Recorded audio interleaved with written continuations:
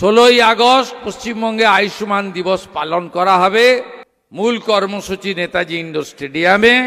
ওই দিন আয়ুষ্মান ভারতের কার্ড বিতরণ শুরু হবে। সাথে সাথে যারা আয়ুষ্মান ভারতে যুক্ত হবেন না, সমান সুবিধা যুক্ত মুখ্যমন্ত্রী স্বাস্থ্য বীমাও ওই দিন চালু করা হবে। রাজ্যের স্বাস্থ্য ব্যবস্থায় বড় পরিবর্তনের ঘোষণা রাজ্য সরকারের। 16ই আগস্ট রাজ্যে চালু হচ্ছে আয়ুষ্মান ভারত। নেতাজি ইন্ডোর স্টেডিয়ামে প্রাথমিকভাবে 3000 উপভোক্তার হাতে তুলে দেওয়া হবে আয়ুষ্মান ভারত কার্ড। শুক্রবারই ঘোষণা করেছেন রাজ্যের মুখ্যমন্ত্রী শুভেন্দু অধিকারী। এই আয়ুষ্মান ভারতে স্বাস্থ্যসাথীর মতো পরিবার পিছু একটি কার্ড নয়, পরিবারের প্রতি সদস্য পাবেন আলাদা আলাদা কার্ড। স্বাস্থ্য দপ্তরের তরফে জানানো হয়েছে, বাড়িতে বাড়িতে কার্ড পৌঁছে দেওয়া হবে স্থানীয় প্রশাসনের সহায়তায়। প্রকল্পের আরেকটি গুরুত্বপূর্ণ দিক হল, হাসপাতালে ভর্তি হওয়ার 3 দিন আগে থেকে ছুটি পাওয়ার 15 দিন পর পর্যন্ত ওষুধ, ডায়াগনস্টিক পরীক্ষা এবং ফলো আপ চিকিৎসার খরচও এই প্রকল্পের অন্তর্ভুক্ত থাকবে। শুক্রবার সাংবাদিক বৈঠকে জানান স্বাস্থ্যমন্ত্রী শারদত্ত মুখোপাধ্যায়।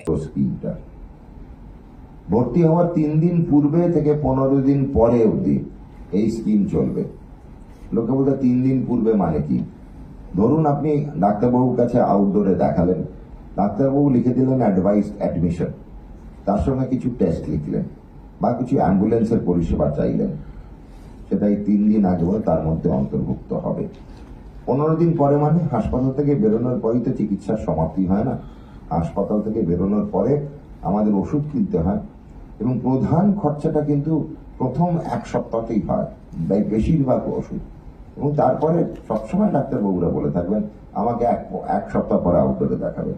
তো মেইন খরচা কিন্তু 1 সপ্তাহ বা আউট অফ পকেট এক্সপেন্ডিচার, এটা আয়ুষ্মান ভারতের ভাষাতে আউট অফ পকেট এক্সপেন্ডিচার, এটা মেইন কিন্তু ছুটি হওয়ার 7 দিন অবধি।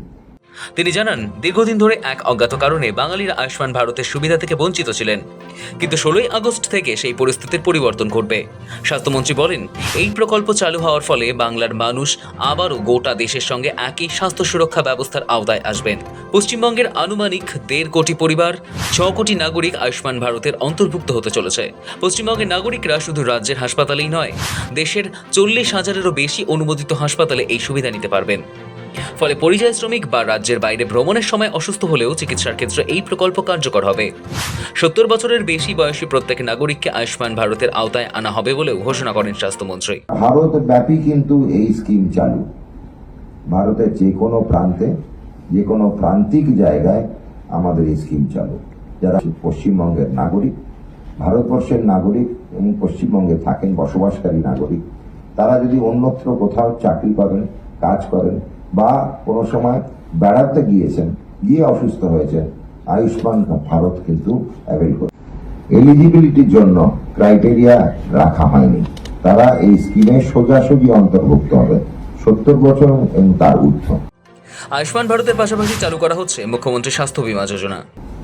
80 লক্ষ পরিবার মুখ্যমন্ত্রী স্বাস্থ্য বীমা যোজনার থ্রু দিয়ে অন্তর্ভুক্ত হবে, যেটা মুখ্যমন্ত্রী স্বাস্থ্য বীমা যোজনা। যারা আয়ুষ্মান কার্ড পাবেন না, তারা এই প্রকল্পের সুবিধা পাবেন।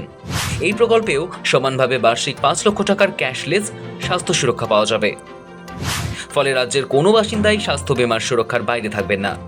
হাসপাতালে ভর্তি হতে গেলে যদি এই কার্ডগুলি নিয়ে যেতে কোনো উপভোক্তা ভুলেও যান, তাতেও সমস্যা নেই, আধার নম্বর দিলেই মিলবে পরিষেবা।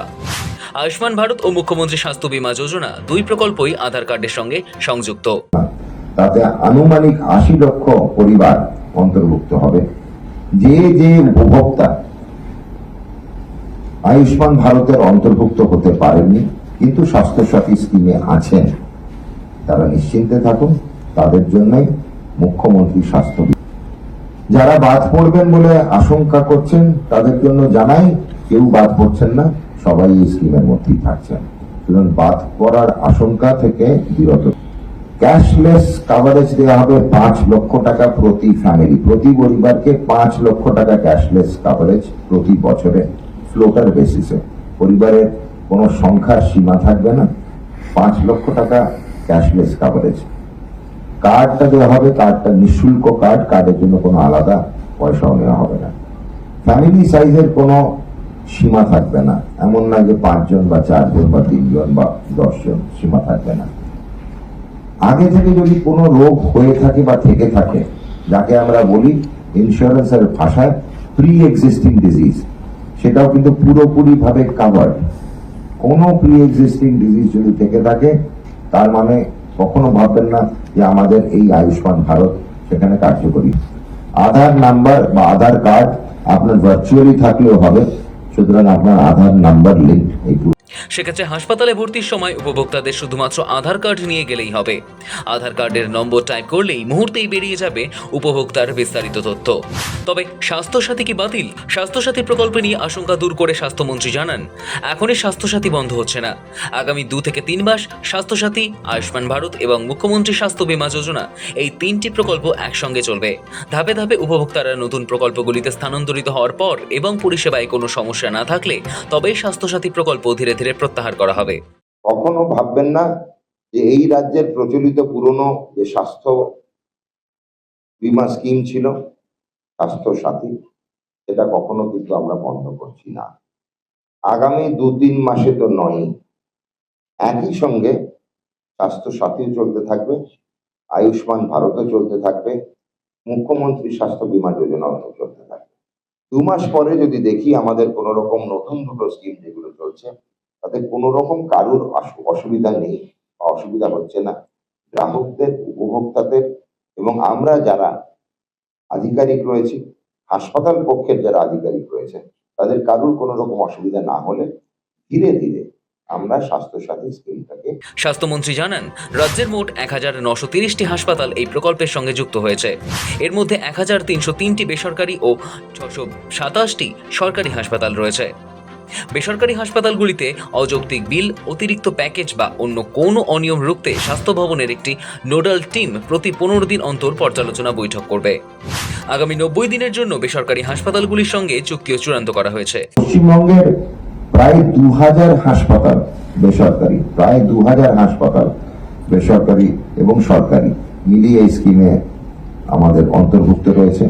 বেসরকারি প্রায় 1300 এবং সরকারি হচ্ছে প্রায় 700 আমাদের এই স্কিমের অন্তর্ভুক্ত থাকছে।